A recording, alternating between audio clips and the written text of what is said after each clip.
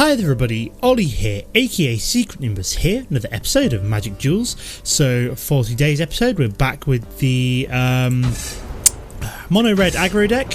We'll keep that hand, that's a slightly better hand than the first one. We've got the Majoring Bully and the Dragon Fodder and the 2 Infectious Bloodlust, which is quite nice. Hopefully we might draw into something good turn 1. No, we do not, but it's a third mana, which isn't too bad, I suppose. We've got the Looming Spires to give our Majoring Bully first strike on turn 3, potentially. So we can play out the Dragon Fodder. Sorry about that, guys. Just got something caught in my throat. Really sorry about that, guys. I would have just cut that out there. Just had a slight coughing fit. But my opponent has played a Top and Free Blade. So we're just going to play out a Majoring Bully here. Oh wow, my eyes are now watering.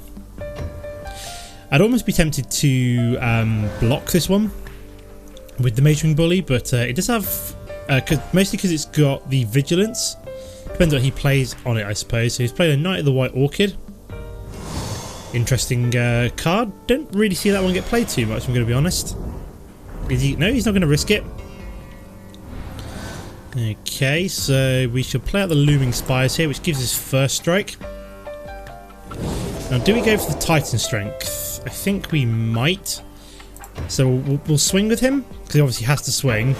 See what he blocks with, and then if he double blocks, for example, we might just Titan Strength.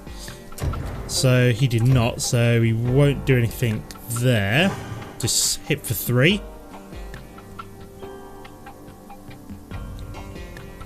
There we go, and then I think we'll play out Dragon Fodder now. I was saving the Titan Strength just to be on the safe side, but we now want to play Dragon's Fodder. I think my microphone stands slipping. Give me a second. If you heard anything there, I do apologise. Just had to move my microphone stand up a wee bit.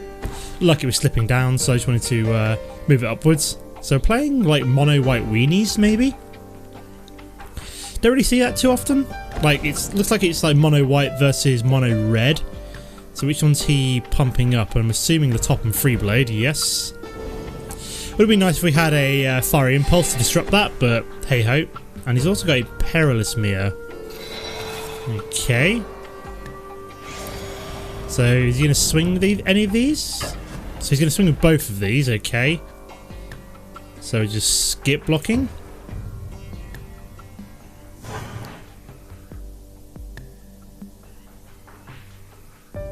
And then maybe put an Infectious Bloodlust on the Majoring Bullies. We have to swing with that anyway. So that does get renowned.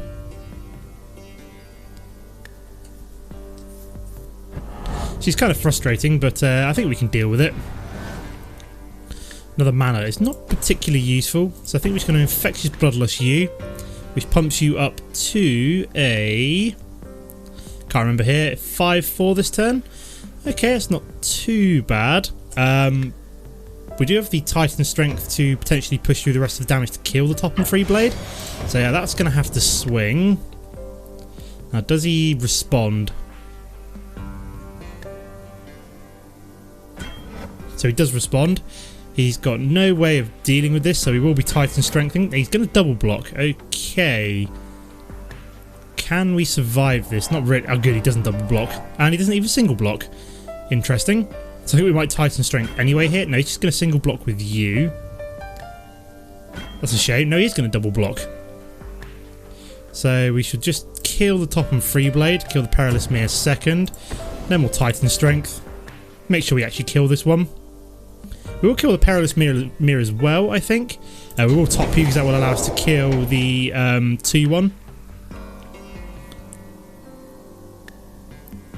So I'm guessing he's going to point the 2 damage maybe at one of my goblins, or maybe at my face, I'm not sure. I did actually survive, which is interesting, so he might point it at my Majoring Bully. I thought I was 1 damage away there from that not surviving, so luckily both of my goblins have survived, which is pretty cool.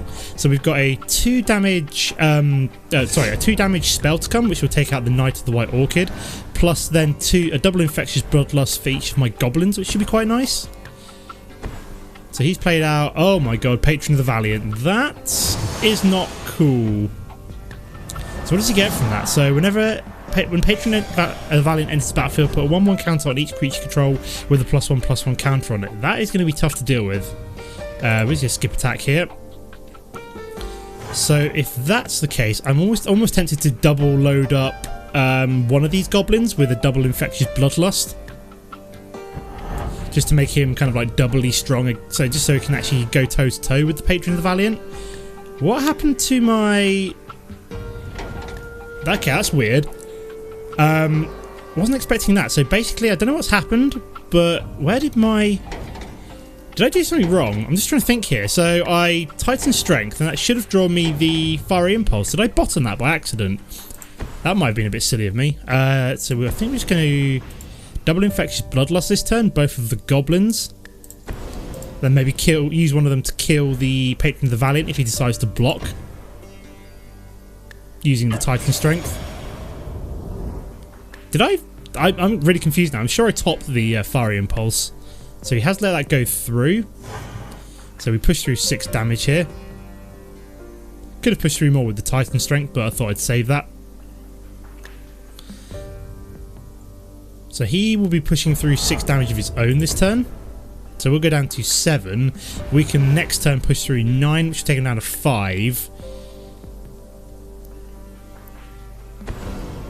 So you've got Solemn Offering. Destroy target artifact or enchantment. Oh, that is bad news bears. So he's destroyed one of my Infectious Bloodlusts. So he can now swing for 6. And he gained 4 life from that as well. Wow, that was kind of annoying. Yeah, I'm really like confused about where my... what's what I'm looking for? My Fiery Impulse went. Because I'm sure I topped that. I'm now a little bit confused. So we're down to 7, and he's got a nice flyer on the board, so the only thing which would really help us out there would be something like Avaricious Dragon, maybe. Dragon Fodder doesn't really help. We'll swing with these two. Here we go. We'll also Titan Strength you, just so we can get it pumped up. Bottom of the land, as we don't need it. So push through 7 damage here, take him down to 11. He should be a lot lower for obvious reasons, so it would be nice if he was 4 damage lower. We can at least block the Knight of the White Orchid this turn with our one of our goblins. No point blocking with 2 as he's got first strike.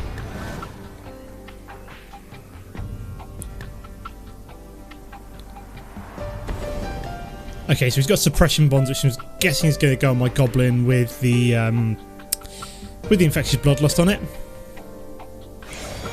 So we're going to block the block this one.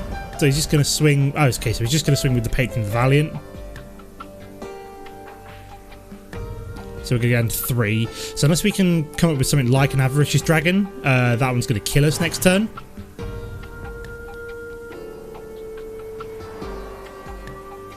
So yeah, we didn't quite get lucky enough on this one. I think it was just a tough mulligan to start off with. Okay, that one...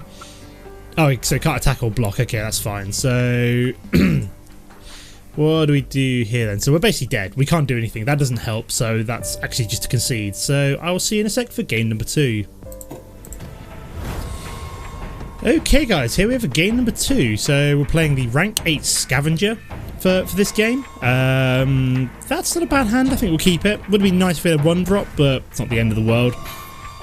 I like what we've got here with the Majoring Bully, the Perilous Mere, and the Dragon Fodder. Sorry, just got a cough there for a second. So I mean, we can do turn 2 Majoring Bully into turn 3 Titan Strength and Dragon Fodder potentially. Oh, I was about to say, can I have Goblin Glory Chase for turn number 1? And Ask and Ye Shall Receive, apparently. That's more like it for a turn 1 drop. So yeah, we're going to turn 2 Majoring Bully. Okay, so he's got a Perilous Mere now, so swinging with the Goblin Glory Chaser doesn't seem like such a good idea. If we had the ability to make it unblockable, it might be worthwhile, but we don't. So we're just going to drop down the Majoring Bully. We'll skip attack here because there's obviously no point. I mean, we could have attacked into it and hoped to have what's what I'm looking for? Eaten the damage of these two creatures, but I may as well save it if I can. I mean, we've got a Titan Strength to come here, so I could swing with the Mage Wing Bully this turn. So he's got Slab Hammer. So whenever a creature attacks, you may return a land you control to its owner's hand. If you do, the creature gets +2 until end of turn. Okay, interesting. We'll play out the mountain here. Might play out like Dragon Fodder at my end step, but I think I'm going to... Or do I play it now? Trigger the prowess on that, or do I save the Titan Strength for maybe the Goblin Glory Chaser? So we'll swing with both of these, I think. See which one he decides to block, which I'm assuming is going to be the Glory Chaser. Okay, so then what I think we're going to do is Titan Strength you, because it puts you out of range of the 2 damage that way, and we push through like 6 damage as well. So we'll bottom the land as we don't need it. So you fell into my trap. So yeah, he can only now point the 2 damage at my face. And I think we'll just drop a second Mage Wing Bully here. I was going to drop Dragon Fodder, but I may as well do that at the beginning of next turn when I can kind of double prowess up the 2 Mage Wing Bullies instead. So at the moment we're playing 3 colours, so black, white and blue. So bruise colours, of course. Or is that green, blue and black? I don't know. Okay, so he's played a Battle Gnome, so when it dies he gains 3 life. Interesting card. Is this like some kind of weird artifact deck? I don't know. What we got? Land? Well, that's not really the last thing I want when it comes to an aggressive deck is, you know, 5 mana. But we'll cope. We'll drop the Dragon Fodder here, which is going to allow us to swing with both of the 3 attack Mage Wing Bullies. So we're going to kill potentially his Battle Gnomes and then just keep him at 14 health essentially. No, he's going to let the 6 damage go through. Was not expecting that. And then we'll just play Perilous Mere. There we go. As that won't trigger prowess, so I don't mind playing it out now. So we've got him down to 8. So if Perilous Mere dies, he obviously is on a virtual 6 health. So if we can take him down by another 6, he should be dead. He's played out Gideon. So he can't actually equip Slab Hammer this turn. He can obviously generate a token. The Knight Ally. Do with some kind of burn spell here, ideally. Just so we can push through some damage. Mage Wing Bully does not really help us. But I think we're just going to swing with everything anyway. So I've obviously got to swing with both of these. So that's those 2 out of the way. So we'll just swing with everything else. Just keep aggressive. Go wide. See what we can push through here. So he's going to kill one of my Mage Wing Bullies. Kill another one. No, not kill another one with my Mage Wing Bully. So we'll push through 3 damage this turn. Hold the land open. Obviously killed his token, which isn't too bad. Still have the second Mage Wing Bully open for next turn, which is pretty cool. So he's got a Chief of the Foundry. And he's obviously going to be able to generate a token with Gideon. So we could do with some way of prowessing our Mage Wing Bully next turn. So any of my spells, Titan Strength, Twin Bolt, Fiery Impulse, any of that would be perfect here.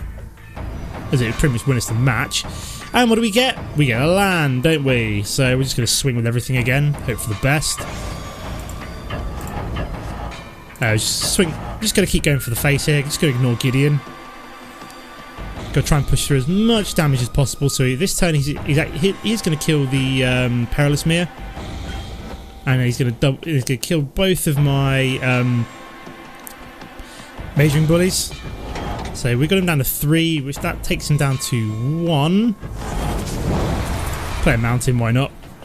So he's at 1.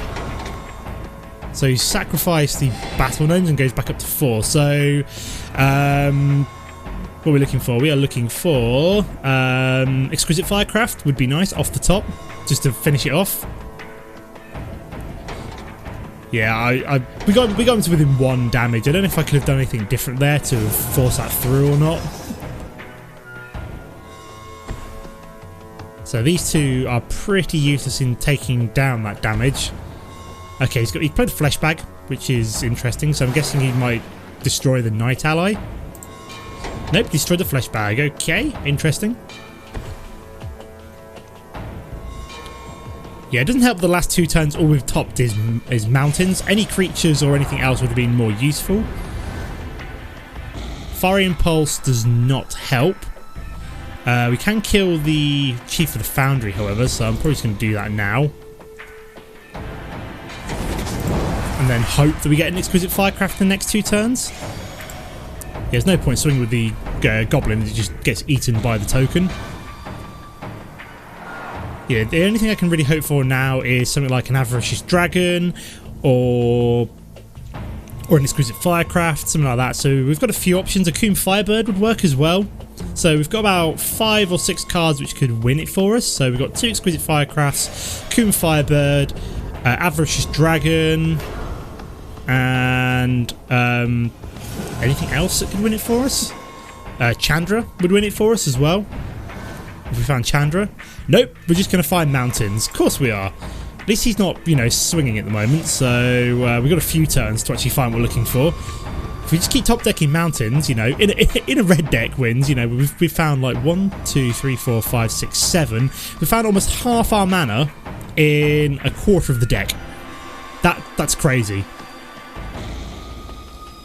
So we found over a quarter of our mana in a quarter of the deck.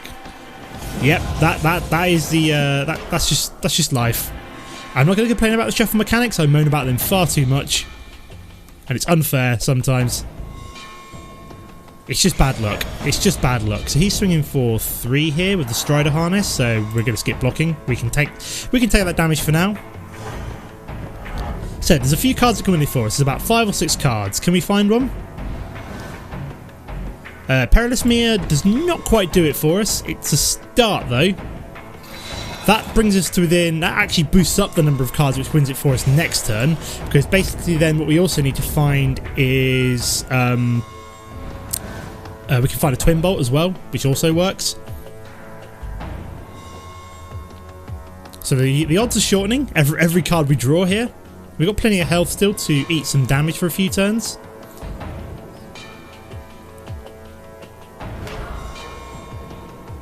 Is he equipping Slab Hammer? He is.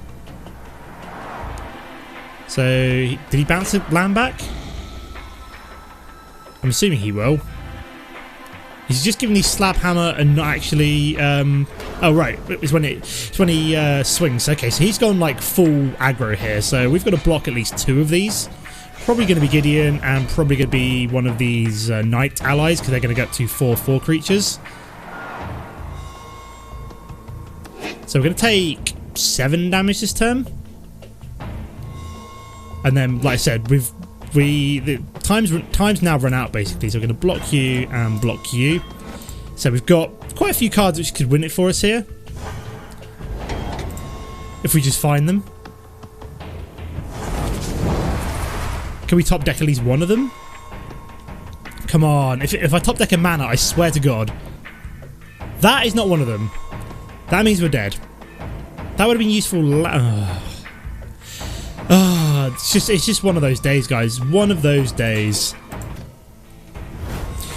Okay, guys, here we are for game number 3. We're playing the rank 18 Striker. I was doing so well with this deck, and then these last 2 games have just been completely unlucky. Man, this is looking like a good hand.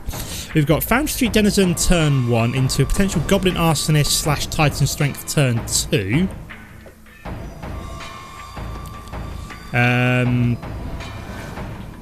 So we'll drop you. Okay, we've also found Goblin Warpaint, which is pretty useful as well. Need 1 more mana for Chandra and 2 more mana for a Coom Firebird. Yeah, either of these would have been amazing in the last game. A Coom Firebird in particular would have been like the clincher. That and Exquisite Firecraft. But nope, we just kept finding mana and, like, you know, Titan Strengths when we didn't actually need them. Okay, so he's got a Core Blade Wells, so my idea was to go Goblin Arsonist. Okay, look, now we're finding all the cards that we wanted last game, and the rule appeared in this hand, which is kind of crazy. But do I go Goblin Warpaint? I think I do. Just because it's going to allow us to swing without him being able to respond. Well, he could block, but he's obviously then going to lose his Core Blade Well. So is he playing white-black? So maybe white-black allies here. So we've got to try and... If he's playing life game, we've got to try and beat him down as fast as possible.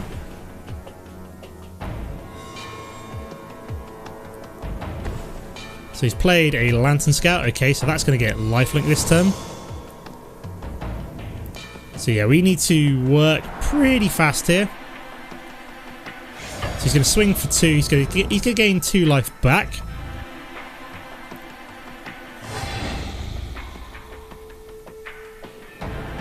Which is fine. We can cope with that. We're going to get... Okay, we're going to grab a Fiery Impulse, which is useful. So we're just going to Fiery Impulse you. Do I play out Goblin Arsonist or do I play Titan Strength? You know what, I'm going to play the Titan Strength. Reason being is that I need to find that 3rd mana so we can get something like Chandra down. That also works for me as well. Twin Bolt works pretty well. Allows us to ping off another one of his life gain creatures. So that works. So we've got down to 13 already. So he's going to play a Retreat to Hagra. It's not the end of the world. And he's obviously going to +1 himself, and I get -1. So we can't do anything about that with any of these spells we have, but we can kill his core Bladewell next turn.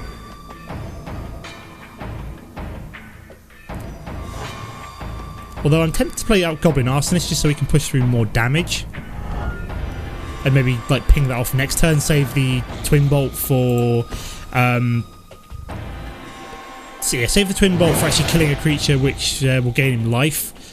For example, the Calastria Healer or another one of those Lantern Scouts. We're ahead. We're ahead of him, so I don't mind doing this at the moment. Taking him down to 10. So yeah, we may as well save the Twin Bolt. We can potentially kill the core Bladewell with the Goblin Arsonist as well, so that also works.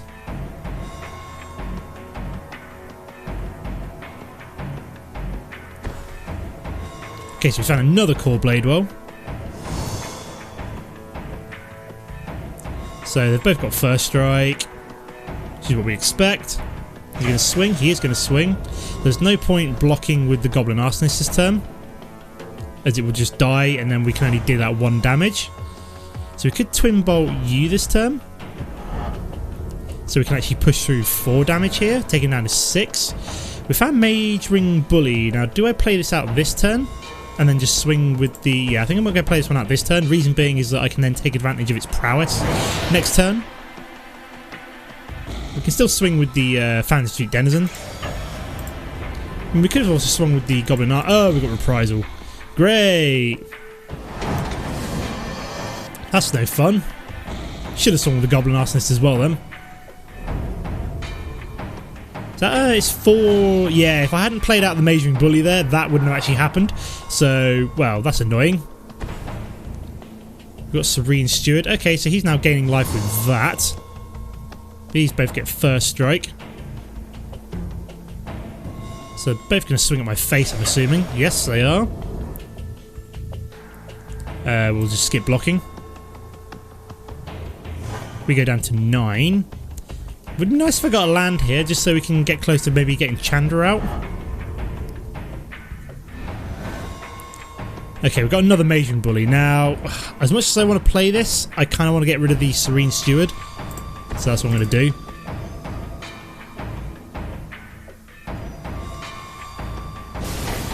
So we're going to swing for 4 here. So he's going to be ahead of us here. So maybe I should have kept back the Goblin Arsonist, but... let's at least try.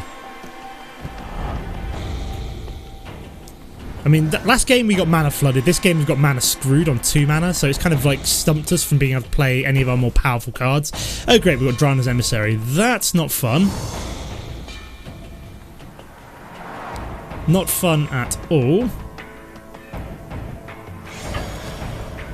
So yeah, we got stalled out massively here by a lack of mana. It's like the one game that we wanted to draw a couple more mana, we didn't actually find it. I mean, if we'd had Chandra earlier on, like a lot earlier on, we could have been pinging down that health a lot faster. Okay, we found Fiery Impulse, so we can burn you down. So we can take him down to 3 here. So I'm just going to attack with you. We'll save the Goblin Arsonist as a blocker. Take him down to 3. At least we managed to get rid of Drana's Emissary, which is pretty sweet. Managed to draw some. At least we managed to draw removal when we've needed it.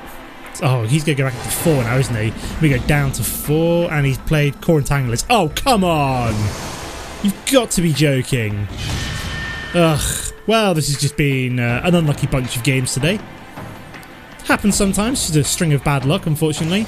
Just my bad luck continues today. I had problems actually even recording this episode. OBS Studio was having funny problems earlier on when I tried to record, and basically that's just put me in a bad mood. So apparently it's going to continue with 3 defeats, so it's kind of annoying.